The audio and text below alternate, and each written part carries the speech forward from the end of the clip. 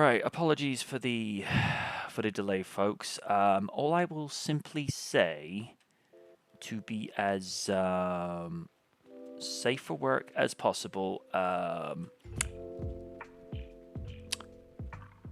Had to attend to some personal needs first. We will go no further with that Oh, line of well, discussion. Yes. Right. Um, we're back after a week's hiatus. Hey, Sean. But that's, as I've said before, that was due to a personal errand I had to run. It's just one of those things, can't avoid it. So, what topics of delight are we going to proceed with this week? Well, something caught my attention whilst perusing Twitter. I refuse to call it X because it still has twitter.com in the address bar. And wouldn't you know, Seth Rollins decides to vent his frustrations. And this is coming from WrestleOps Twitter from a quote from Seth Rollins. He, CM Punk, said some really bad things about me, talked down about me for years and the company for years. I'm taking some really bad stuff. Called me a bootlicker and crap like that. You don't know me. You don't know what I stand for. I'm a loyal person. I feel pretty insulted a lot of the ways he treated me, treated the place I work for, treated the friends I worked with. I don't need to get to any of the stuff with Colt Cabana. If you want to look at that kind of stuff, that's out there. Just the way he treated people. Okay, allow me to refute a lot of that tripe before we get into it. Punk was wrestling with a staph infection that was not diagnosed properly and he could have died. All right? So saying, insulted the way he treated the place, well, they mishandled his diagnosis, so that is poor management and talent relations. So strike one. Strike two, the fact that, the likes of Cena, Orton, anybody who was part of the Breakfast Club were, higher, better placed than Punk was, even though he was their champion for 434 days, which, alright, that's been ousted since by Roman Reigns. Here's the thing. Yeah, you've been champion for 1,000+ days. But in story, how many of those days did you defend the title more than Punk? Punk defended his belt 151 times. In story, you've only defended it 51 times. Okay? Seth, you're a talented individual on the mic and in the ring. Not going to refute that. But let me ask you this. Would you be in the place that you are now if you weren't one of Triple H's favorites? Be honest with yourself. And Punk, at the time, had every right to vent his frustrations, considering he had no time off to recover from his injuries, and he was burnt out. And, I've said what I've needed to say. I mean, great work, great working individual. But I think I'll probably get some flack for this, and, that's fine. But people are still talking about Stone Cold Steve Austin some 20 years after he retired. Are they going to be talking about you 20 years from now? Because your personality is kind of generic, run-of-the-mill, cookie cutter. Basically, you're a manufactured wrestler as far as personality goes. So you may as well be, manufactured with the same formula that was done with 90s pop bands. The only difference is Justin Timberlake found a way to keep himself relevant. Will you do the same in 20 years? It's up for debate. But Punk, I question a lot of things that he's done in the last few years. I mean, yeah, he said he would never come back to wrestling, yet he came back to he went to AEW, and maybe the way he exited, maybe he was still dealing with a lot of issues that he needed to get out of his system. Because here's the thing, folks. Sometimes people go through dark phases in their life. They go through these little places that they do things that they wouldn't normally do, and as a result, they make poor choices. Doesn't make them bad people. It just means they make bad choices, and that they're human.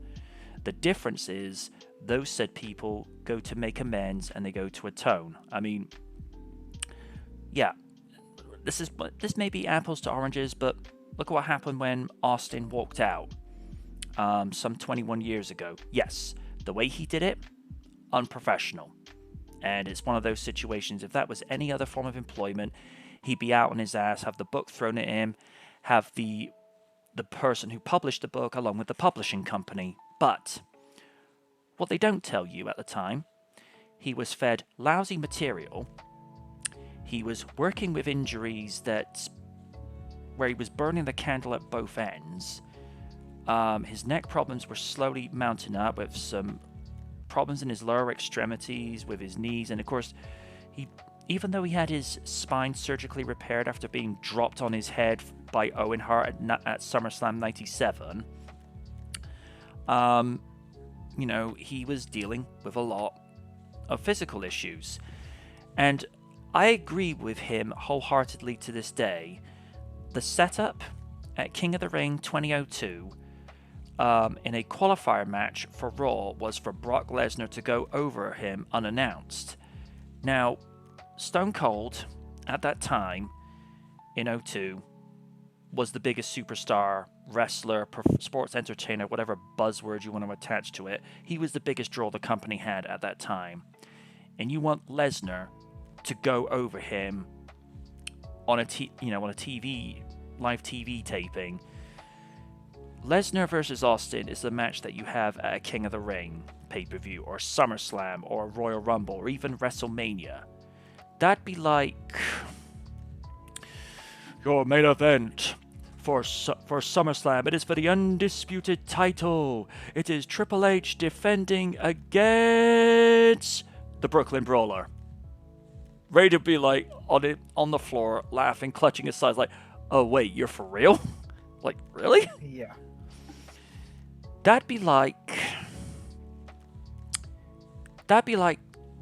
all right, another apples to oranges situation. That'd be like the successor to Luke Skywalker being his son, played by Andy Dick. Do you see how weird that would look? Austin was valid in calling out that decision to have Lesnar go over him on with no build-up. Now, they made amends, but this is where Punk did something that Austin didn't. Punk walked up to the boss and said, "I'm going home." I don't agree with the way he did it, but I respect the fact that he basically showed his man card and said, "I'm going home. I'm not dealing with this." I still laugh to this day when Triple H says, "Well, Dave took the same drug test that you did. Did you?" And he had nothing to say. I'm like, and there's Raiden like going, "I knew it, I knew it, I knew it, I knew it, I knew it." This is dragging out, but it sounds to me, too long, didn't listen. It sounds to me like it's sour grapes from Seth, and I got another article with Punk where Punk says something to the effect of, he's not even the man in his own household, and I'm like, oh, damn. Somewhere Seth is listening to that and he's like, I'm gonna kill him. I'm gonna kill him. And there'd be Becky Lynch saying, "That's a nice, honey. Do the dishes." "Yes, dear." Steve's already got a cool mulligan, so that's already preordained. Raiden, I hand you the pipe bomb microphone. There is the ring for you to sit in the middle of. Have fun. Uh-oh. The words of Cameron. You mad, you mad, you mad. You mad boy. Now, for the listeners out here, I don't like Seth Rollins. There was a time I used to like. But ever since Stomping Grounds, after that, he decided to go on Twitter and just act like the biggest bootlicker imagined. Here's some excerpts. Oh, we're the best company around. We're this, we're that. And then when Wrestle Will Ospreay was replied to that, oh, we have a better. Seth said, oh, we have a better version of you at home called Ricochet. Like,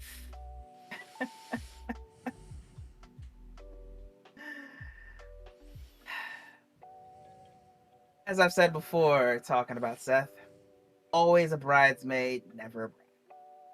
Now, Punk isn't innocent in all this either, but Seth, maybe you shouldn't have talked shit earlier in the year before the run.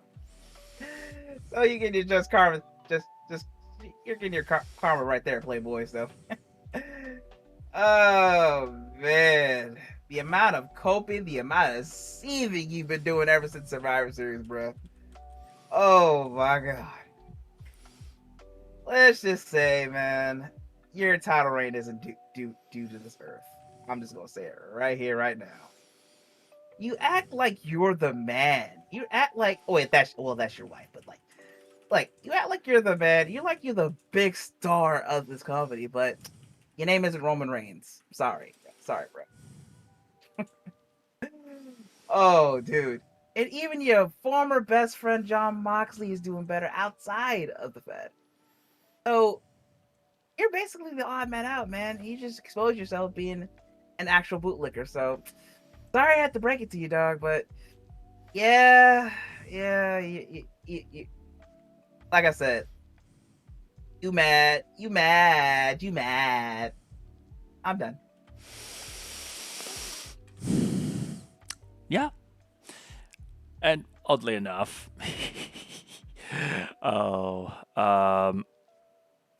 there's the article from this week's SmackDown. Oh, I saw that full segment. Oh, it was so delicious. It should have been fattening.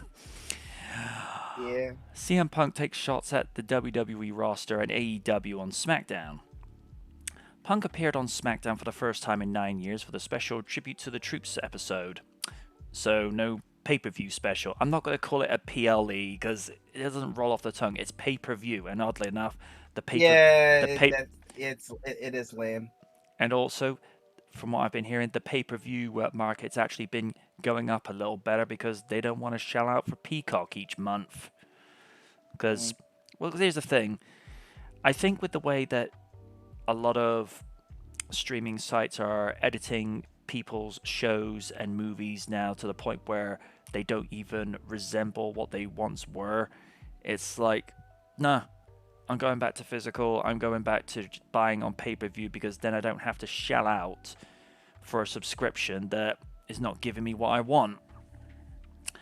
In an in-ring promo, Punk discussed his desire to main event WrestleMania 40 in Philadelphia, Pennsylvania next year. He took shots at Rollins, Kevin Owens, AEW, and Roman Reigns in under 15 minutes. Yeah, Roman, this is how you promo. Just saying. In his initial run with WWE, the one thing he was never quite able to do was main event Mania, but now that he's back ready to go after presumably the Universal title. No, just call it the WWE title because nobody cares about the Universal belt. Punk first... Go on. No. I agree. I just said nope. Punk first addresses the crowd, telling them to chant as much as they want because he won't get a time cut. He addresses his free agency in WWE and allows the fans to pick where he signs, Raw or SmackDown. The crowd boos for Raw and cheers for SmackDown. Well, he's in a SmackDown crowd, so that's kind of par for the course. He asks if they want to see him put 29 other people over the top rope and get on the top rope to put a sign at the main event of WrestleMania. An old friend of mine that welcomed me back home with open arms famously likes to come out here and say, "What do you guys want to talk about?" He knows there are people that don't like him, but it's not a matter of what do you want to talk about, it's who. He asks if they want him to talk about Cody Rhodes or someone that isn't there. Someone that is never there, Roman Reigns. Punk says he acknowledges him and his success, but don't forget who the OG Paul Heyman guy is. Argue with Punk all you want. Although technically the OG Paul Heyman guy would be Big Show, arguably. Punk also talks about the Usos, shouting out Jey Uso, wondering if he wants to go to Raw and hang out with him or scrap with Jimmy on SmackDown. If he scraps with him, there's endless Samoans, so he would need backup. Does he trust a guy who has a lot of history and hears voices in his head? There are people out there that don't like me here. Punk takes shots at Seth Rollins, noting he's not even the man in his own household. Yeah, and your wife makes more money than you. Just saying. He also takes a second to take a jab at his past workplace when he talks about Kevin Owens and how alike they are. He talks about Owens punching people in the face. I don't know who'd feel comfortable working with someone who randomly just punches people in the face backstage. I mean, it's 2023, ladies and gentlemen. You just can't be doing stuff like that. That's insane. Nice little bit of lampshade humor there. Punk made his shocking return to the WWE at Survivor Series in November, and in the time since on WWE programming, he stated he's not there to make friends. He's there to make money. Not everyone was pleased to hear the iconic opening static to Cult of Personality. And WWE World Heavyweight Champion Seth Rollins recently opened up about losing his composure in front of fans. And I caught the tail end of Oni's coverage on live stream of Punk's music going off. Raider would have been bowling over in laughter, be like, "This amuses me." Oh man, he was that crazy. Him and Lids lost it. And it's like, okay, here's the graphic in here. Odie's like, no. I was like, was he getting a Daniel Bryan chant going? Come on, what are you doing here? On Raw this week, Seth Rollins made his further displeasure when Adam Pearce confided that he's going to bring Punk to Raw on Monday to sign a contract. Rollins attempted to brush the topic off by telling him he doesn't care what Pearce does. But when he shows the world his true colors and it blows up in his face, Rollins is going to do what he has to do in return. Raw, SmackDown, or NXT? From what I've been hearing on The Wire, they're going to look to book Punk versus Reigns for Mania 40, because when you think about it logistically, there's nobody really that could take Roman down other than Cody Rhodes. And from what I understand, they were originally going to slate Cody to go after Roman, but Punk coming back, I don't know if Punk would go after the World Heavyweight belt, because I think he'd be more inclined to go after the WWE title and just say, look, let's just throw the Universal belt away, because you don't need two belts on SmackDown just to say that. They call it the Undisputed Universals. Like, Vince, no one cares about the Universal belt. It's crap. We didn't care for it in 2016 when it was unveiled, when they took the DeviantArt route and just did a recolor of the WWE title. Like, nobody cares. I got a feeling that most of that stuff was written for Punk, because they're basically saying, look, you're spicy and you're a bit of a loose cannon, but, you know, we can't have you doing some of the stuff that you did over 10 years ago, and obviously the stuff you said on Colt Cabana. So, you know, I think TKO are managing things a little bit better, and I think Punk, for all we know, probably one of the reasons why Punk came back is because Vince is not completely in charge anymore. And as we've said before, WWE will not be at its best until Vince McMahon is out of the picture. I don't know when that will be, but that's a story unto itself, because we keep thinking he's going to retire, and then somehow the guy just finds a way. He's like, oh, I've got this and this and this to do. It's like, dude, you're a self-made billionaire. Go retire and enjoy. But I enjoy doing stuff at WWE. Yeah, the fans don't. I've said enough. Raiden, as you were. Honestly, anything just to see the discourse, because I know fans are just gonna love it or hate it. But for me, I'm just gonna just watching the wayside, see how it goes. For me, annually, I always watch the Rumble, so let's see how that goes. I don't know. I'm at the point where it's like let's just see how it plays out. I know it ain't gonna end well. I'm actually going to talk about the Rumble very briefly. Here are my 3 predictions of what are going to be matches and who are going to be the winners. First up, I predict at the Rumble it is going to be the undisputed title with Roman Reigns defending against Orton. Lol, Roman Reigns wins. Raw, Damian Priest will take on Seth Rollins for the world title. Rollins will win, and I'm making my pick for the Royal Rumble now. CM Punk to win. Because business-wise, who is the most talked about wrestler that they've got there at the moment who's got the most buzz and the most hype? Nobody. Exactly. Punk is the guy that they should put it on. And I'm probably going to do like one more wrestling topic before we get on to something else, just so Steve is able to participate. This conversation resurfaced again recently. CM Punk versus Stone Cold Steve Austin. Should it still happen? Let's see. Based on what I saw at WrestleMania 2 years ago, no, last year, in fact, excuse me. No, it was this year's, wasn't it? Yeah. No, it was last year. You talking about Kevin Owens versus Stone Cold? Yeah, that's last year. Yeah, sorry. it was last year. Yeah. Now, I chose to go into that match thinking, don't have any preconceived notions about how Austin would do, given that by that point he hadn't wrestled a match since losing to The Rock at Mania 19. Even at that age of, I think Austin was 57 when that match took place, because I think he's due to turn 59 this month.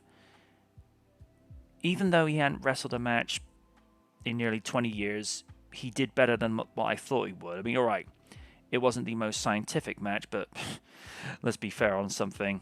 And throughout all his time as the Stone Cold persona, has he ever had a scientific match other than the one he had with Bret Hart at Mania 13? Because Stone Cold only ever had like 3 offensive moves because he was a brawler. In WCW, he was more of a tactician specialist, but he works with what works best for him. I still think at Mania 29 it should have been Punk versus Austin, and Punk had been asking and pleading for that match because it's what the fans want to see. No, the fans want to see Rock versus Cena too. Did we? Did we? Because, okay, I will grant Rock and Cena this. Their second match was marginally better. Because Mania 28, Raiden, we both saw that match. Rock was gassed as hell. Oh yeah, he was. Yeah, he was not. I think he did better at Survivor Series 2011, but that was a tag match, so obviously you could have respites and what have you.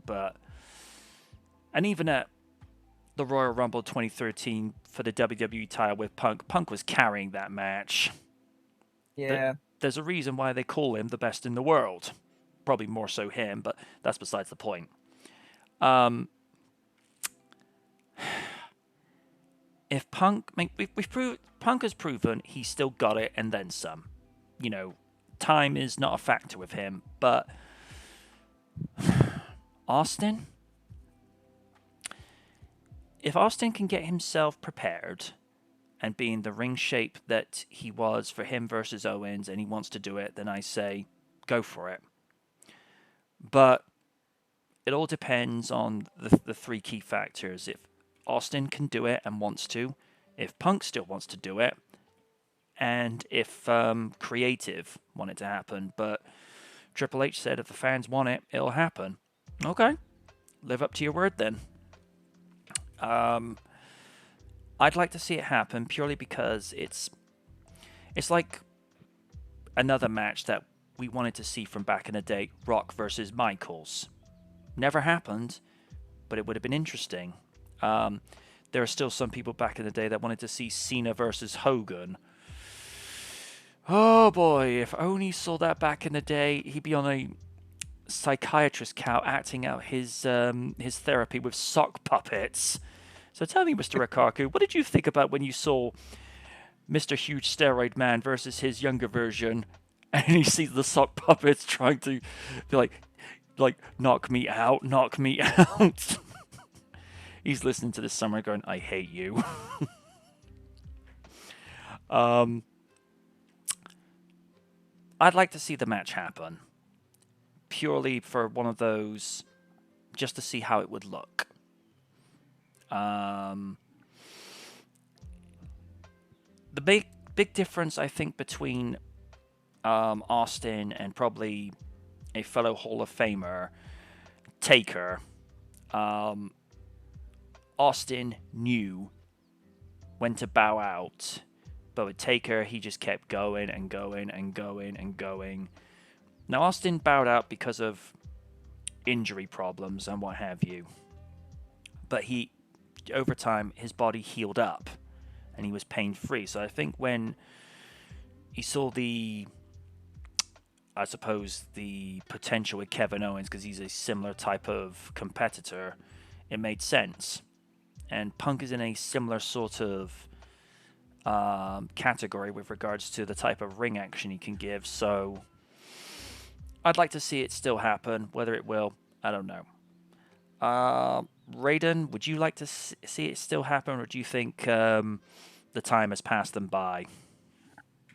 Personally, the time has passed them by, but no matter what I think, Hunter's gonna make it up. We'll see. We'll see what it goes. Okie dokie. Now, something that isn't wrestling related, and Steven's like thinking back, so finally I get to participate. We have the results of Godzilla -1 shattering North American records. Godzilla -1 is a hit in the West and has just broken a major record in North America. Godzilla -1 was originally supposed to be in North America theaters for a week, but plans have changed. Thanks to the popularity of the latest incarnation of the King of the Monsters, the movie from Toho has increased its run in the West. Following Godzilla's reign of terror in theaters, the Lizard King has shattered a major record in North America, showing the legs that the new movie has when it comes to take the terrifying take on the kaiju. Godzilla -1 has become the highest-grossing live-action movie from Japan to release in North America. At present, the movie has cleared over $15 million at theaters in the West. The box office receipts for Godzilla's scariest movie to date might not come as a surprise for those who have been following both critic and fan reception to the film.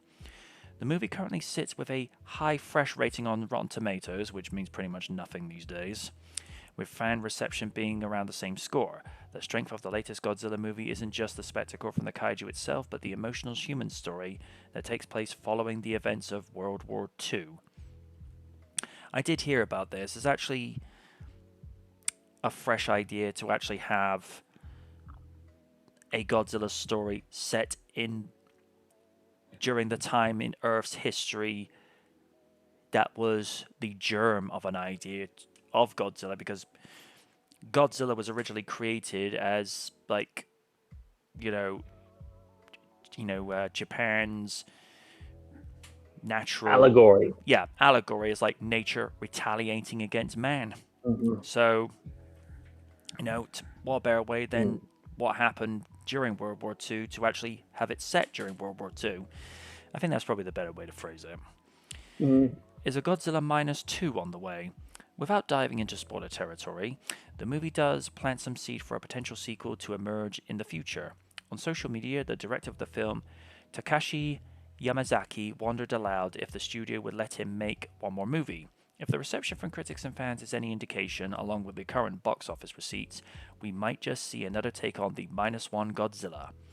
2023 has been a big year for the King of the Monsters, not just thanks to this new movie, but also thanks to the Apple TV Plus's Monarch: Legacy of the Monsters. While there hasn't been confirmation of a new Toho project for 2024 for the popular kaiju, Godzilla is set to return via the MonsterVerse thanks to Godzilla X Kong: The New Empire. Yeah. Yes. Teaming up with the ruler of Skull Island to take on a new threat, Godzilla has gone through some big changes, as was shown in the latest trailer. Did you have a chance to see Godzilla Minus One in the theaters? Feel free to let us know in the comments below. Well, certainly something to think about. Sean just said, well, since it keeps making money, you might as well keep it going a bit longer. Yeah, that's the rule of cinema. This is a conversation I had with Random at one point. It's like, why are some of these movies staying still in the theaters? And I go, cast your mind back to the first weekend of July 2005. It's like, why that specifically? Like, there's a reason. At that time, Star Wars Episode 3 had been released in theaters around early May of that year, and we went to go do a double whammy, as we like to say, back in the day at the theater. I went to watch War of the Worlds. I regret watching that movie now. And he went to watch Episode 3. It's like, why is it still here? It's like, if it makes money, it'll stay in. See? Yeah. And it's a similar preposition with Top Gun Maverick. I mean, Maverick was in theaters from late May until about October of last year. Yes. Pardon me. It was in there for a very, very good while. And and it says, is that, and he said something to the effect of, is that why the All Saints movie dropped? I was like, yeah, because nobody watched it. Long story short, folks, there was a movie featuring 3 members of the cast of All Saints called Honest. I sat through it, and it was one of the worst pieces of hot garbage I've ever had the misfortune. And I saw Miami Vice and the Blair Witch Project to boot. And those movies were bad as well. Yeah, we don't talk about the Blair Witch Project. You know, when Nostalgia Critic could make a better movie with his camcorder than that movie, you know that's saying something. Yeah. I mean, all right. The concept of the Blair Witch Project is an interesting take. It's just that I think some parody other forms of entertainment made more interesting premises about it, and that's as far as I'm going to take that line of conversation, because there's certain things you don't say on Twitch. We'll go no further than that. It's the type of thing that sounds like corn. And Raiden's like, and there's Raiden like, right, looking up these parodies later. Yes, yes, yes, sir. Oh, God. But yeah, if, like I say, if it makes money, it'll stay in theaters. How Batman and Robin stayed in theaters, that's another story. Oh, I'm sorry, did I say that out loud? Never mind. Yeah, but it was the late 90s. Yes. Yes. Yeah, I'm glad Minus One is doing very well. And yeah, that's it. Sir Stephen, since you've not had many topics this evening to air your 2 cents, your thoughts? Well, I'm glad to see that Toho has hit the ball out of the park with this new take of Godzilla, because first off, this one harkens back to the very original 1954 movie, which was very hard-hitting drama, and there's nothing really that has gone back to that kind of post-war Japan since the original. I mean, we've had update. Shin Godzilla was more or less what if you the original story of Godzilla took place in modern times, but this one being a post-war Japan, where the country was still trying to get back on its feet, seem seems appropriate that it would be very hitting in the terms of drama and that how the country reacts to just losing World War II, as I could say. Didn't they have like And didn't they have like a very brief look at the origin of Godzilla during World War II when the protagonist at the time during Godzilla versus King Ghidorah went time traveling to try and move Godzilla's body away from where he would have been bombarded with radiation whilst he was still a dinosaur? Because mm, I think that's probably like one of the very few times they've actually addressed that on film, but obviously every so often Toho, likes to hit the reset button, and because I think it was after Godzilla versus Destroyer where they just said, right, that's it, start the story off again. I believe the film you're referring to is Godzilla versus King Ghidorah, where there was a lot of time travel shenanigans, where they tried to where people from the from the far future, tried to take Godzilla away out of the equation and replace him with Ghidorah, Hmm. but it ended up failing anyway. Then again, there's a lot of crazy things with the Heisei timeline. I did like this one little gem that they had where you have these two naval officers on this battleship. I mean, obviously, yeah, they were probably saying it in Japanese originally because when you listen to the dub version, the words don't quite match in time with the lips, but you do hear that this nice little thing like where the superior officer says to like the lieutenant, "That's a story you could tell your son, Lieutenant Spielberg." And I thought, I like that. I like that. Hmm. That's a nice little nice little gem for the fans.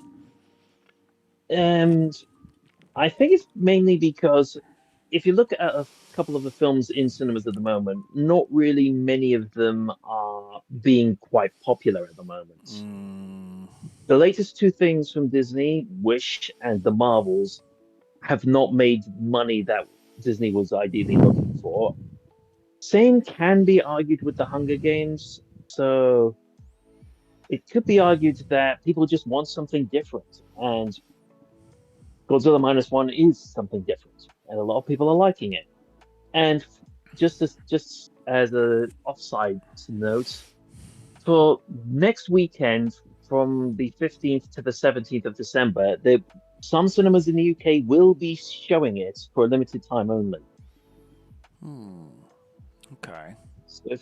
So if anyone fancies to have a watch of it, feel free to go during those days. Just thought I'd mention it. Just a heads up for those who live in the Bristol, UK area.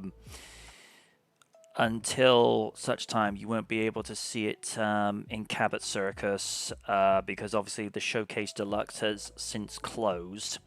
Which Hmm. for me as a moviegoer, that's a bit of a blow. But Hmm. the other places you're able to see it within Bristol, you've got the Odeon, literally Hmm. just next door to the galleries and just a couple of doors up from Subway. So there's your meals sorted out after the movie, and of Hmm. course you got Showcase over at Avonmeads where they've actually upgraded most of the seating, and also it's my old neck of the woods, so it's always a good reason for me to go back there. But yeah, I'm glad that the movie's going to be getting some showings over here because I think the movie going scene at the moment is kind of in a funk. It doesn't really know what to be fed because Honestly, it Hmm. has been the same. Honestly, for me, it hasn't been the same since the summer. I mean, last thing that came out was like Ninja Turtles, Barbie, Oppenheimer, Across the Spider Verse. Rise of the Beast. It's like I don't know. Hmm. Yeah, I mean, aside from the Thanksgiving horror movie, I feel like theaters has just been just a little The dry. only thing that I Oh, think I've been really interested in was Five Nights at Freddy's, I heard that and did that's very well. it. I believe it is so far. It's 15th on the highest grossing films worldwide, with Hmm. a total estimated profits of about $287, $287 million as of this point. Hmm. Hmm. Interesting. Oh, Um, and I've just seen what Sean Retro has just written in the comments. what'd he do?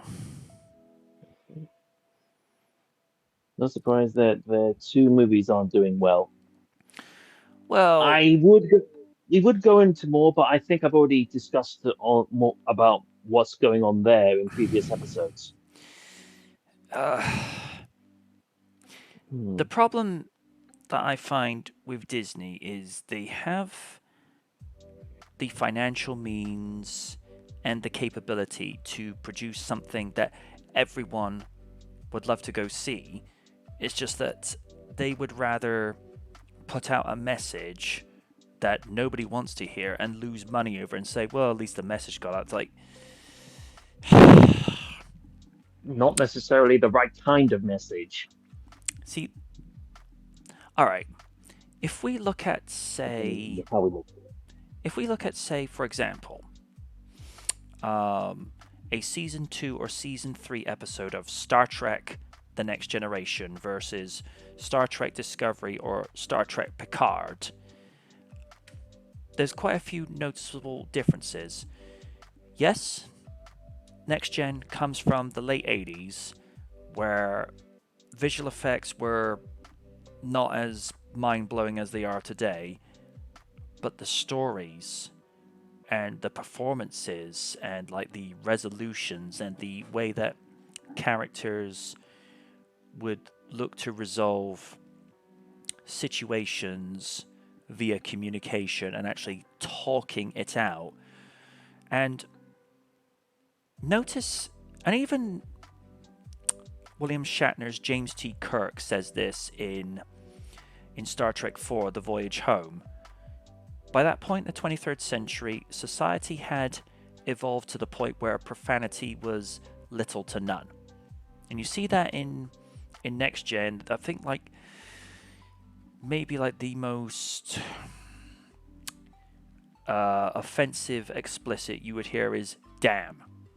And today, damn is like saying, oh sugar, oh shoot, oh fiddlesticks, or saying, oh fudge. I tried to get Oni to say that once, like, I'm not going to be like R-Truth, and I'm like, okay. First of all, I don't think R-Truth would actually say something like that. I say fudge because at the time when I was trying to get over on YouTube, I didn't want to use multiple F-bombs, and most people from the early days of Nightwatch would hear me say, oh, what the fudge. But it's a way of venting, but without crossing a line. And I just feel like, particularly with Picard, where you hear F-bombs, people saying JD, or GD, excuse me, and various other explicits, like, this is not Star Trek.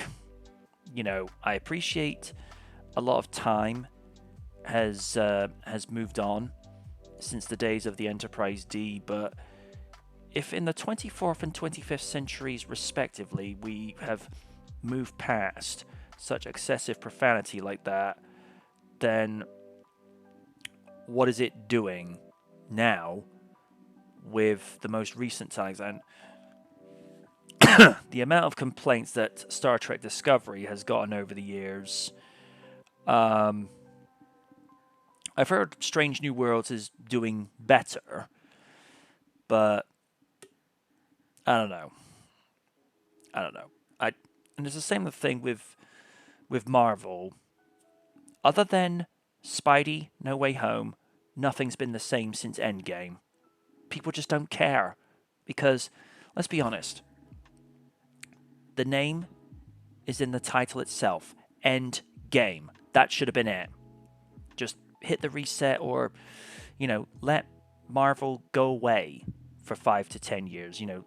Get people to miss it. Because, let's be honest, and this is just an honest discussion. For the next Avengers movie, are you inclined to go watch Avengers 5 minus Iron Man, Captain America, and Black Widow? Are you going to be interested? Be honest. Probably not. Not really. I rest my case.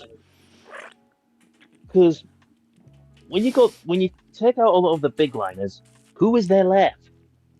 I mean, your only big hitters left is Thor and Spidey. Because apparently we are getting another Thor movie. Although I think Chris Hemsworth, it might be slowing down in terms of starring in movies. I have heard he has I think, don't quote me on this, I think he's got like an IRL health issue that I don't know the specifics about it, so I'm not going to get into it, but I have heard that's one of the reasons, that, and he doesn't want to work with Tika Waititi again. He had some things to say about him. Because he's a director who's more or less does things for comedy, not exactly for drama or action. And the thing is, with Thor, we've seen the comedy thing enough now. It's like, it's done. Yeah. When I think of mythology, I think of God. I think of great battles. And when I think of Thor, I think of Thor when he gave Iron Man the business in the comics, because in Civil War, Iron Man used a clone of Thor to combat Captain America. When Thor found out about it, he wasn't happy, and he beat the brakes off of him. Yeah. I mean, when I think of Thor, I think of the incarnation that we got in Hulk versus Thor, and that double animated feature that was out on DVD years ago. To me, that's Thor. Noble, honorable. The crazy thing. The crazy thing is, I've only seen Hulk versus Wolverine. I've never seen Hulk versus Thor. Well, that's mainly because Hulk versus Wolverine featured Deadpool, and who wouldn't want to miss out on seeing Deadpool? Yeah. For me, sorry. I just love I just love that where Nolan North's like going, I don't know, I'm up for a little murder. Strike a pose. It's just like, dang it, Wade. Yeah. For me, I think one of the most faithful portrayals of Thor I've seen in recent memories has to be from God of War Ragnarok. Of course.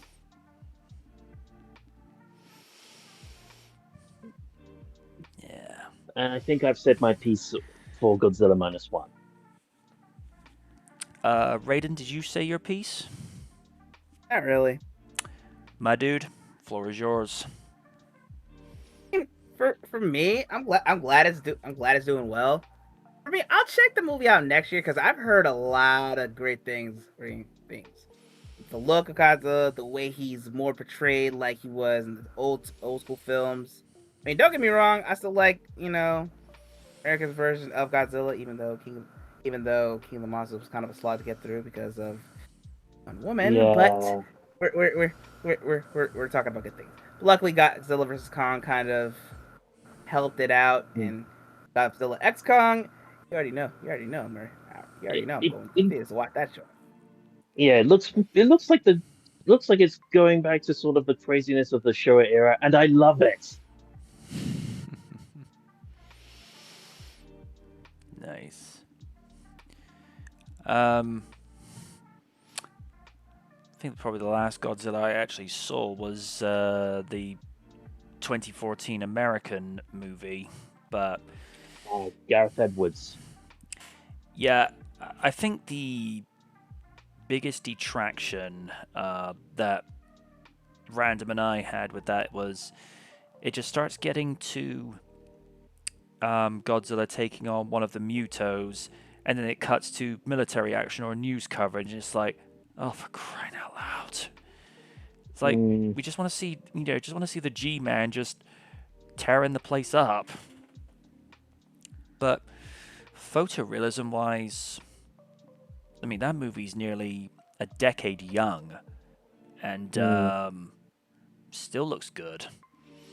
And yep. apparently, for the origin piece, apparently they purposely dug an archive camera lens out of out of backups and actually placed it on a modern camera, so you would get the type of film quality that you would have seen in the 40s and 50s, just to be era aesthetically accurate. And I'm like, I like that.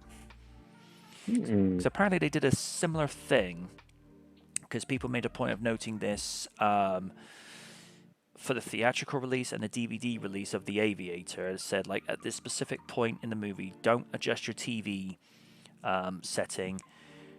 This is how it would have been seen on TV and newsreels at the time. So we're just being, era accurate to it, so that you don't have, HD quality in the 40s, because it wouldn't have happened.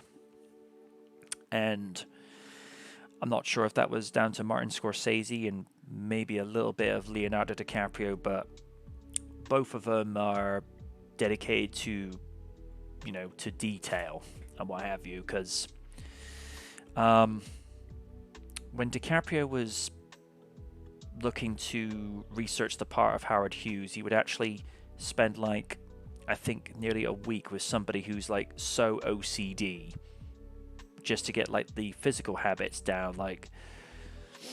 If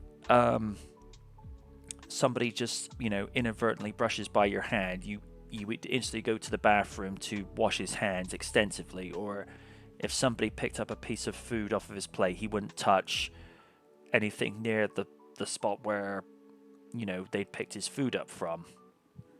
So okay, move on to another subject. Let me see. Oh boy. The rated 18 rider is going to have a field day. Yes, we are going back to CM Punk a moment, but it's talking about whom he refers to as, and I quote, an oxygen stealer. Wait, what? What? Hall of Famer criticizes CM Punk's Monday Night Raw return promo. Big Daddy Cool is not rocking with this new straight-edge superstar. CM Punk's sincerity is in question. The Second City Saint made his return to WWE last month, shocking the Allstate Arena when Cult of Personality dropped seconds before Survivor Series was set to go off the air. Punk followed up his post-credits-esque comeback by breaking his silence 2 days later on Monday Night Raw, addressing the universe for the first time in nearly a decade. Punk's promo received mixed reactions from fans and critics alike, as some heard his "I'm home" declaration as phony, while others believed it was deliberately hollow. Whatever the case may be, one Hall of Famer said the whole segment as fairly fabricated. Kevin Nash responds to Punk's contrived promo. Oh boy. Big Daddy Cool is not rocking with the straight edge superstar. Speaking on his Click This podcast, Nash described Punk's return on Monday Night Raw as being not him. I thought the glad handing on the way to the ring was not him. For somebody that was so pipe bomb, it felt very contrived. Nash worked with the real-life Phil Brooks briefly at the tail end of his famous Summer of Punk in 2011. The former NWO big man cost Punk the championship at SummerSlam 2011, laying the groundwork for a singles feud between the two that was expected to stretch into the fall. Nash versus Punk was to go down following the month at Night of Champions, but ultimately fell through due to Nash having health issues, tore his quad. He would still end up wrestling later this year, working a series of live events before having one WWE pay-per-view match against Triple H. While they never faced off in the ring, Nash and Punk traded many verbal barbs on TV, most of which included Punk cutting deep and personal. With that in mind, Nash has doubts about the legitimacy behind Punk's most recent promo. At the end, I was like, "Oh, sugar, I better slip this in so I have some credibility," Nash continued, when he said, "I'm here to make friends. I'm not here to make friends, I'm here to make money. I've heard that before." Okay, I understand that point of view. And this is probably going to be nitpicky on my part. But Nash, considering you once called the late Eddie Guerrero a vanilla midget, I don't think you have that much legitimacy. You know, good on the mic back in the day, and, you know, you were instrumental in, you know, being the foundation that changed pro wrestling in the mid-90s with the NWO, but it just sounds to me like it's sour grapes. I watched Punk's promo. I didn't feel it felt contrived. And if it is contrived, then Punk did a decent job of acting. But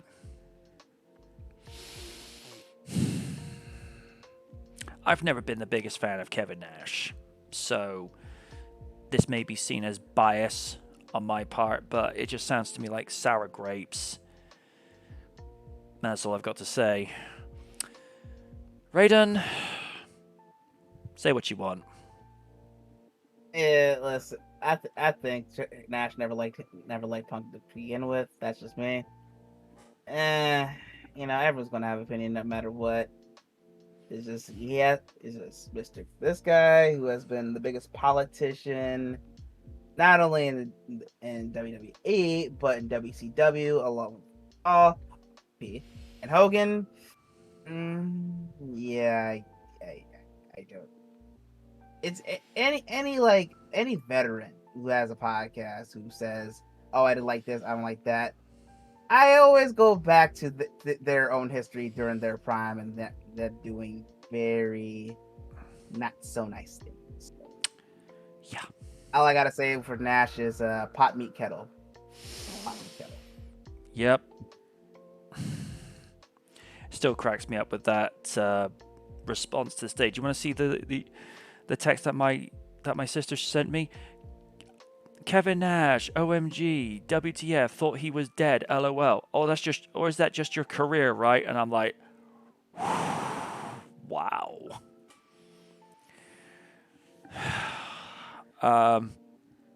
Yeah. I know Ryder's going to be looking at this later. He actually said this about him one time.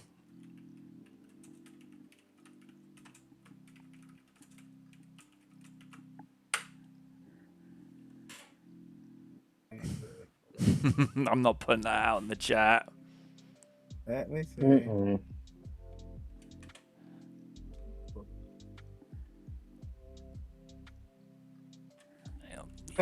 Need to correct that a second. Damn. Yeah. Okay. Let's see. We're going back to the world of anime a minute. And this is going to please one adorable one, aka Win the Rogue. The Boy and the Heron wins opening weekend at the box office. In another slow box office weekend, G-Kid's release of The Boy and the Heron, the latest supposedly last Studio Ghibli movie from Hayao Miyazaki. Yeah, Miyazaki. Will take the top spot on the chart. I mean, hasn't he said quite a few times this will be the last movie from me, and yet produces yet another one? The Boy and the Heron will become G-Kid's biggest opening of all time, 12.8 million in its first 3 days, including 5.56 million on day one. The Boy and the Heron, inspired by the 1937 Japanese novel, How Do You Live by Genzaburo Yoshino, has seen critical acclaim and benefited from the type of work Miyazaki's first film in a decade and legendary director's supposed swan song. The Hunger Games, The Ballad of Songbirds and Snakes, is in second place with 9.4 million, bringing its domestic box office total to 135.6 million. The Hunger Games prequel continues its stellar box office performance, backed by a positive critical reception. ComicBook.com's Jamie Jirak awarded the film 4.5 out of 5 possible stars in their review. Toho's Godzilla Minus One, which has been a hit with the critics, is in third place, earning 6.4 million. In its second weekend, Trolls Bands Together lands in fourth with 6 million for the weekend.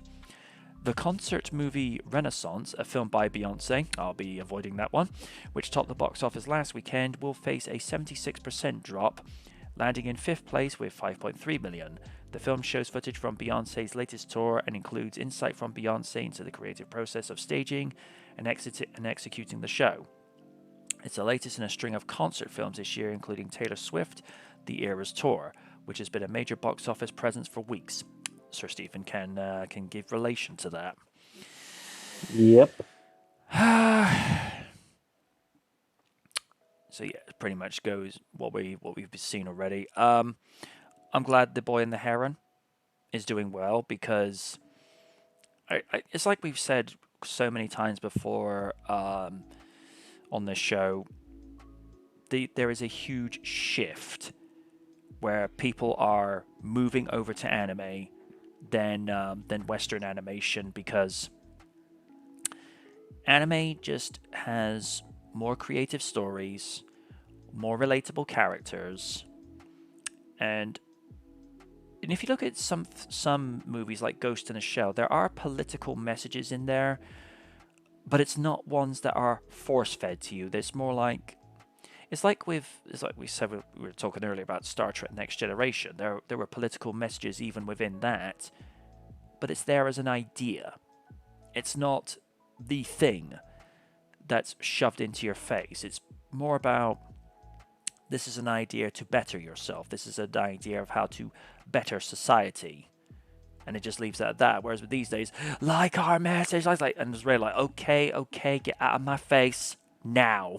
Yeah. I mean, it'd be like, trying to force feed him, like, love my new season of the Kardashians. And he's ready, get away from my face right now. I ain't having that here. Or Stephen being force-fed the Doctor Who 60th anniversary on the repetitively like, nope. Just depends on which episodes. There's 3. The one that's been getting the most controversy.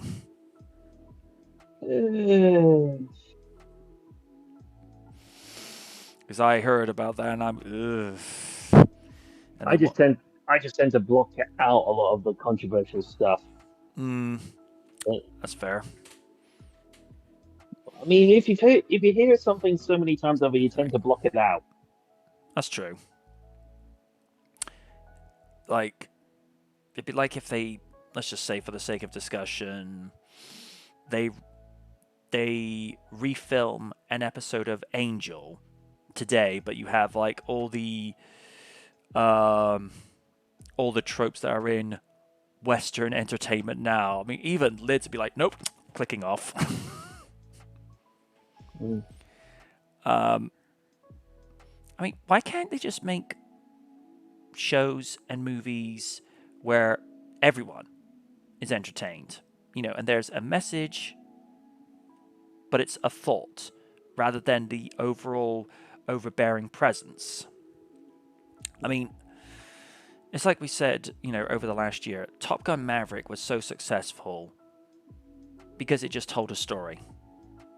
Just told a story, kept politics at bay, because that's what it's supposed to be about.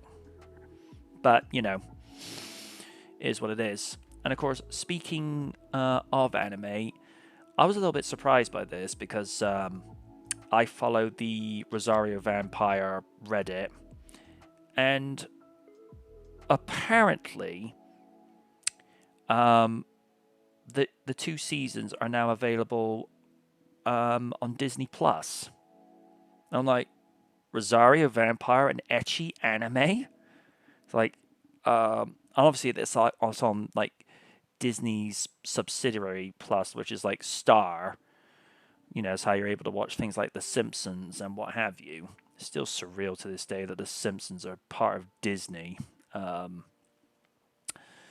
mean, here's the thing I don't understand. Why didn't 20th Century Fox just simply elect a successor to Rupert Murdoch, because he didn't have to sell Fox, because Fox were still doing very well as a single entity. But for reasons only known to the powers that be, they sold up shop. And from what I've been hearing as a rumor, Warner Brothers are thinking about selling out to Universal.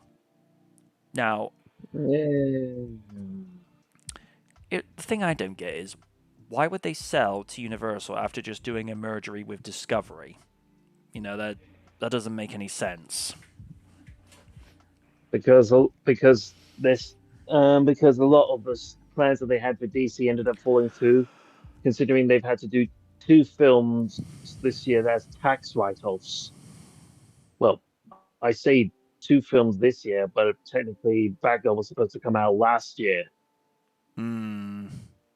and the repetitive failings at the box office with the recent DC films.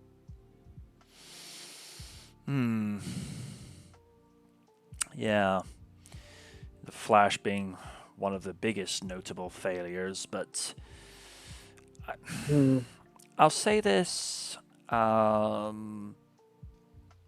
as tactfully, objectively as I possibly can. If you removed the controversy surrounding one of the cast members, it probably would have done meh from what I heard, because I saw clips and the awful CG rendering they did for not only Henry Cavill's Superman, like a flashback to him being revived, but seeing Oh, I don't know where you're going. Oh, and then, mustache. Is that the one with Nicolas Cage? yeah, and then also seeing younger versions of Helen Slater as Supergirl and Christopher Reeve's Superman. I hope, and I stress, and I hope they actually got expressed consent from Reeves' estate, because I don't know, it just seemed in very, very poor taste.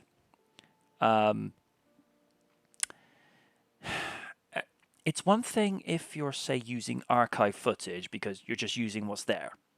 You're just taking what's there and just inserting it in. It's a bit like when they, recreated the likeness of Peter Cushing for Rogue One. And even the CG was bad. I mean, Disney, just use deepfakes, seriously. I mean, alright, deepfake has its issues as well, granted, but it's, from what we've seen with deepfake, it's so much more viable than some of the awful CG they were doing to de-age. I mean, another example of really bad de-aging, the tail end of X-Men Origins Wolverine for what they did for Patrick Stewart. I looked at them like, what was this done on, like, a budget of $5? Because Probably a last-minute addition. that too, but the way they de-aged him and Sir Ian McKellen in X-Men 3, that movie has enough problems itself, but that's a story on to another thing. But the de-aging there looked decent, and it still holds up. Similar thing with RDJ from Captain America 3 Civil War. The de-aging was done really well. The best de-aging I've seen done in a movie is arguably the most recent and probably the last Indiana Jones movie with Harrison Ford, because you look at him and it's like, yeah, that looks pretty good. So, yeah. We've gone from, Rosario Vampire to being on Disney Plus to Indiana Jones, although there's probably somebody out there that's doing a cosplay of Mocha Skune and company as characters from that franchise. Wouldn't put it past them. Um, Steve, thoughts on Boy and the Heron doing well at the box office after all that, that long tangent? Just shows that you can do great animated features without several things being attached with said projects. Yes. It's it's made by Studio Ghibli, isn't it? Mm-hmm. Yes. Well, well, with that studio, you always expect quality coming out, and once again they deliver. I mean, I saw last year for Christmas Eve, I saw When Marnie Was There, and it's such a sweet, very sweet film about just sort of finding out who you are and just learning just to be a little bit more open and just to be a little bit more accepting of others. And from On Top of Poppy Hill, which actually featured the vocal talents of the late Anton Yelkin, an actor Hmm. who's very, very sorely missed. Still tragic Yeah, what not happened too to him. soon. Yeah. Um, I have heard they are still doing a fourth Star Trek movie, and I think probably the best way of addressing it is just retire the character because you can't have anyone else as Chekhov but him in this particular incarnation of Star Trek because it'd be like replacing Zachary Quinto as Spock because he did such a phenomenal job to where he basically is a young Leonard Nimoy.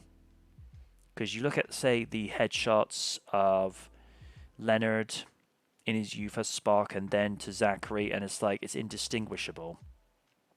Apparently, William Shatner still wants to appear as Kirk Prime. I'm like,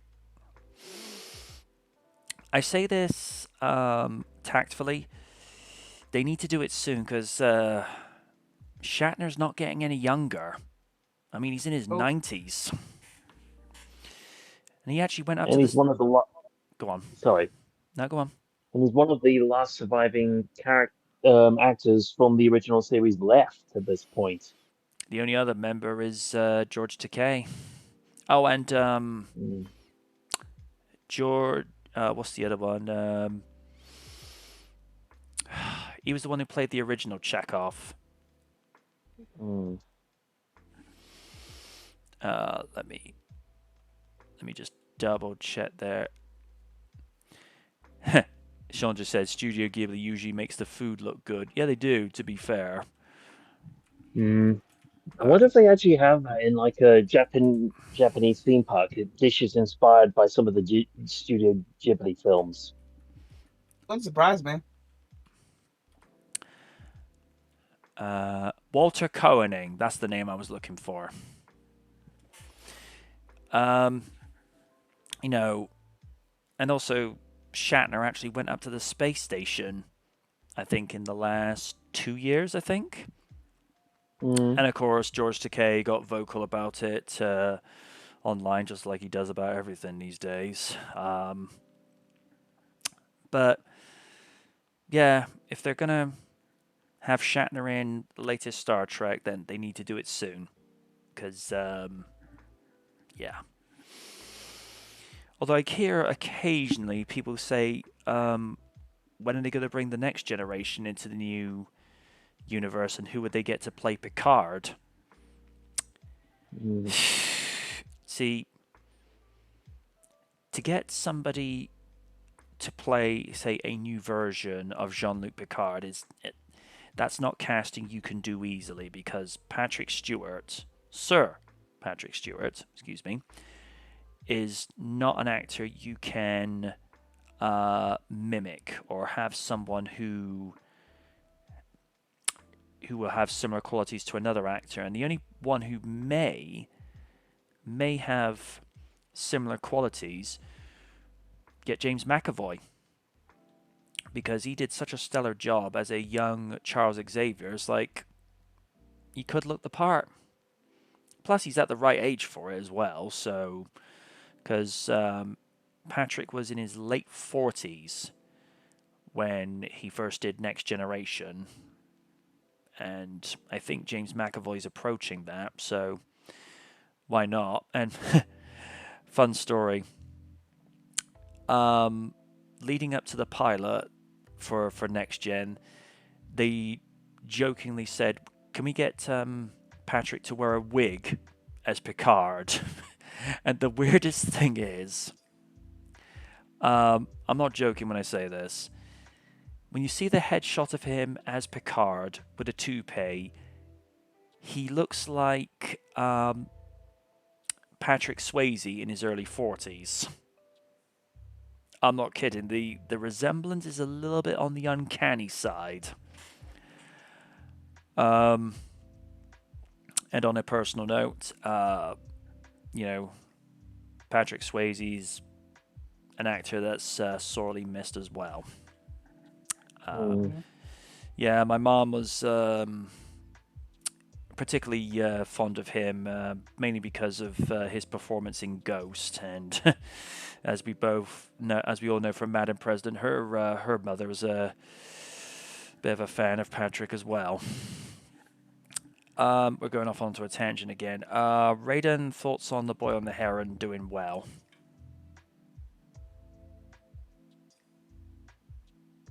Raiden? Sorry, folks, we appear to be having technical difficulties. Sorry, what? Right. Alright, after a long tangent, your thoughts on The Boy on the Heron doing well at the opening weekend? Well deserved. I mean, it's funny that we're talking about. I think we were talking about Disney and how they're not doing well with their films. There's a time when Disney and Studio Ghibli used to work together at one time. They did some of the dub. They did some of the dubs for the English versions of some of the Studio Ghibli films. I remember Nazca and the Valley of the Wind. I remember Shia LaBeouf was part of it, and Patrick Stewart. Oh, didn't Sir Patrick Stewart also do dubs for Steam Boy as well? So I think he did. Yeah, because it was like a steampunk movie. Yeah. So for me, I just find it funny that Studio Ghibli's doing well and Disney not doing well. So that shows that no matter how many films Miyazaki does, he'll always innovate. While Disney would just be on the wayside, just like scrambling for ideas. So glad to hear it. Oh, we'll also check that out. Check that out next year in the theaters. I'm just glad we see 2 more films to end out the year. So happy for them. Yeah. Well, it's kind of one of the reasons why I switched over to anime predominantly in the last 2 years, because primarily, as it's been documented, I was very unhappy with the decision for the Usos to go over Arcade Bro. Look where Riddle is now. He's gone and out. And it was just at the time I was looking around for something to occupy my time or to have something to inspire me. It was only because of watching random horror movies on Netflix. One of which being like Werewolf in the Neighborhood, or Who's the Werewolf, which is such a comedy thing. It just falls. It's one of those. It's just so amusing to see everyone fall over each other trying to figure out who the werewolf is, and then finding out it's not the person who they thought it was. And then Vampire in the Garden brought me back into anime, and then looking at various other subsequent animes and Real Love music with future funk, GIFs, taking visuals from specific animes, and it was only because of um, Azari Music, who also does Future Funk MVs. I see like these little bits and pieces from Rosario Vampire, and I'm like, this looks interesting. And of course, I find that. I find Darling in the Franxx. I get introduced to Call of the Night. Then I watched High School of the Dead recently. Good Lord above. Hmm. The etchiness is strong with that anime. And and then I know it. and then last year I checked out High School DD. Oh my goodness. Yeah. If you get past the etchy material, there is actually a good story behind it. And Jamie Marchi is just so delightful as Rias Gremory. I don't know, there's that strong voice, but there's also, like a gentle side to that delivery, which is not something you hear of too often in voiceovers. I recently watched Demon King Dio on High Dive. Oh boy, it knows its audience. There's this one girl in there known as Kana, and she spends a fair amount of time in some episodes wearing only a smile. And the reason for that is she's able to turn invisible, but in order to be completely off the radar, she loses everything. And afterwards, you hear like one character called Junga's like, it's like, my goodness, what are you doing naked? I'm like, we're all asking that same question. It's one of those, like, after a while, it's like, yeah, this is really starting to, the joke is starting to run its course and what have you, but he just seems oblivious to it most of the time. I'm like, okay, whatever. That, and I'm waiting for an English dub for The Self-Vexations of a Vampire Princess. And yes, you've probably noticed I've mentioned vampire a few times. What can I say? Vampire animes are interesting to watch, but probably the most brutal one I've ever seen. And Raiden may or may not agree with this. The original Blood the Last Vampire from 2000. Yep. Trust me, I've seen it like 2 to 3 times. That's the type of animation that I think of when I think of, like, ultimate tier anime, because production IG, they know what they're doing with stuff like that. Similar thing with Blood Plus, which I don't know why has not been given like a re-release onto Blu-ray, because that series is something I want to explore more of. And Kari Walgreen, she nails it as Saya. And then there's Blood C. Oh, sweet Lord, that thing goes to places. Yeah. Yeah. Yeah, it does. And the movie, the animation and the gore, that thing is the TV series on steroids. So I've heard. And I've said this before, and this is not a criticism. Just like to make this clear. It's more of, it was unexpected, because there's an implied relationship between Saya and this other girl. They don't really go anywhere with it, but it's more like it's there, but it's not something you'd expect of the character, because other than some of the implied romantic relationships that was alluded to in Blood Plus, she's never really been a romantic character. She's kind of in the same vein as Lilith from the Owl House. She's aromantic. You know, I don't know.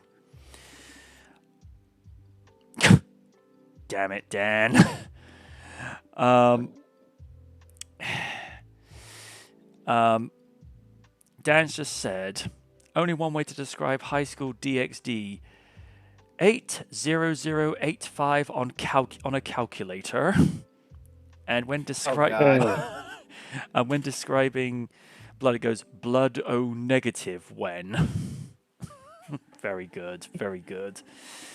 If Oni was here, it's like, right, that's in bits. This isn't your channel. I don't care. Bits now. Here you go, Oni. How about some flaming hot Mountain Dew? I hate you all. Oh, Definitely that's that reminded me. existence. I got to get him something. Oh no. Is it a Hulk Hogan's Pastamania t-shirt for Christmas? No. I dare you to send that to him as a stocking gift. Yeah, I got an idea. Oh no. You know how he likes coffee? Yes. What about coffee? What about coffee infused with ghost peppers? No, literally, that is a thing now. Oh really? Mm-hmm. Oh my gosh. All right. Unless anyone has got something to bring to the table, I think we'll call it time here because I need to go and get something from my throat because I'm starting to get a little bit hoarse. Plus, I think there is something going around. Yeah. It is that time of Yes, year that after is. all. Oh God. Yeah, the weather is just changing here and there, and it's like, what is going on? Because I Yeah. got off work and it's just raining. It's gonna rain. It's gonna rain until like 7 a.m. So like, It should also be worth noting, and this is something I came across a few weeks ago because I thought I was coming down with, a cold or some type of bug that was going around. But apparently, if the humidity is quite high, which it's at 84% in the southwest as we stand, it can actually exacerbate symptoms resembling a cold to where you sound a bit stuffed up or it produces more unpleasant material that you wish to dispense with. So it's not necessarily you're coming down with a bug, it's just the humidity is just, playing up the symptoms to where you feel like you've got a headache, you feel like you're stuffed up, because it probably is coming across that way in the delivery where I sound a little bit nasal, and I'm kind of hearing it now myself. But I'm hoping I'm going to have that cleared out of my system because I need to finish off the voiceovers and the filming for Sonic 2 this week. So I will say this beforehand. If there are parts of the voiceovers where I sound a little off, you know why. And the thing is, I could wait until it clears, but I've put off enough projects and what have you this year, courtesy of Mother Nature intervening with colds and what have you. And I'm like, I'm just going to press on with this because there's only so often you can put up with that. And I think if I dose myself up properly, I should be fine. It's just a question of like water, hot Ribena, or even a good old glass of OJ, and I'm talking about the orange juice, just so people know. If I get dosed up enough, I should be fine. But I wouldn't be surprised if later I go and hear myself on a recording tomorrow and I sound fine. It's like, okay, it was the humidity. But like I said, there is a lot of stuff going around, and it's not the fun stuff either. So, on that note, that brings an end to this week's stream. If anyone was curious or querying where Madam President is, she's attending to an IRL situation. That is all I am of liberty to say. Mhm. We will go no further than that. So, Blondaise is online at the moment, and she is playing Lethal Company. And I saw a couple of her like VTuber clips show up on her Twitter recently. Not only fun personality, great great Twitch streamer, but the girl can also sing, and all she wants for Christmas, according to this karaoke, she just wants a hippopotamus, and it's just so sweet and adorable the way she does it. It's kind of like Harley Quinn, but without the homicidal antics. Which incarnation of Harley Quinn? That's the important question. The original. Harley, Harleen Sorkin. something Sorkin? Yes. Yeah. Because I say this in the nicest way possible. I happen to like Tara Strong as a voice actress, but she is not Harley. The only one who is a very good close second is Hayden Walsh, who was Harley Quinn on Batman Assault on Arkham Asylum, but when she also voiced Harley Quinn in seasons 4 and 5 of The Batman. The Batman. Yes. Because to me, it's still Harley, but Hayden's doing her own thing with it. And Yeah. I think that's always important. If you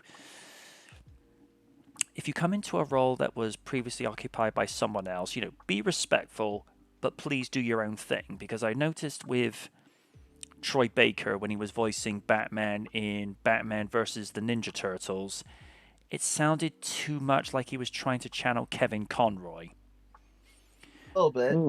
Whereas when you hear Rina Romano as Bats, he's being respectful to what has been done for Batman, but he's doing his own thing. And seriously, the Batman, the animated series, needs a Blu-ray release. Seriously, that is overdue. Yeah. Anyway, I shall attempt to do this whilst I've still got some voice left. Don't forget to check out the channels affiliated with this, with Kitsune's Twitch at twitch.tv/Kitsune Rakaku, and her beau, Senator Oni Rakaku, at twitch.tv/Oni Rakaku. Make sure you give him 5 subs per show with 250 bits, and then go over to Madam President and give her 15 subscriptions with 579 bits. She's listening like, this is getting awfully descriptive each and every week now.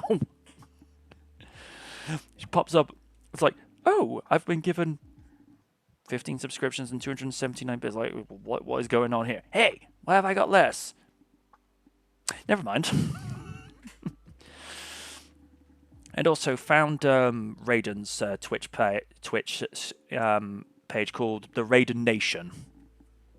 I see him putting on a bow tie. It's like, yes, sir, I got my own nation. The world isn't ready.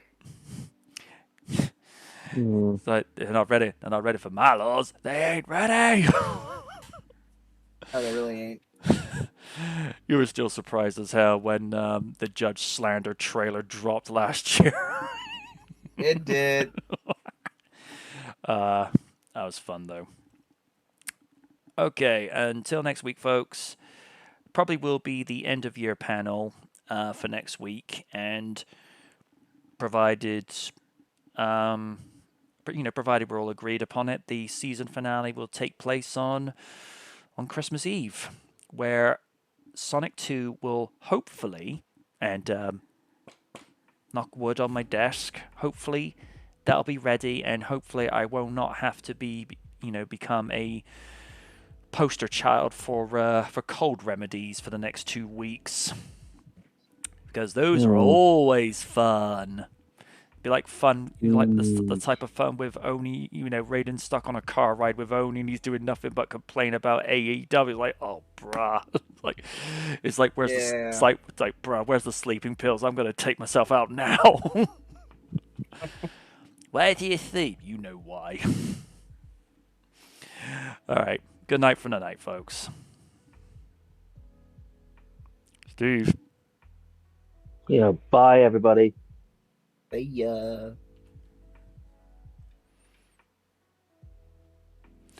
Oh, apparently we can't raid Blondays at this time. Oh, in that case, go raid the little lemon bun.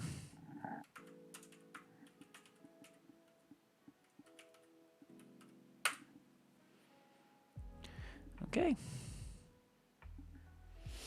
That's weird because Blaze, Daisy normally lets people raid, but I don't know.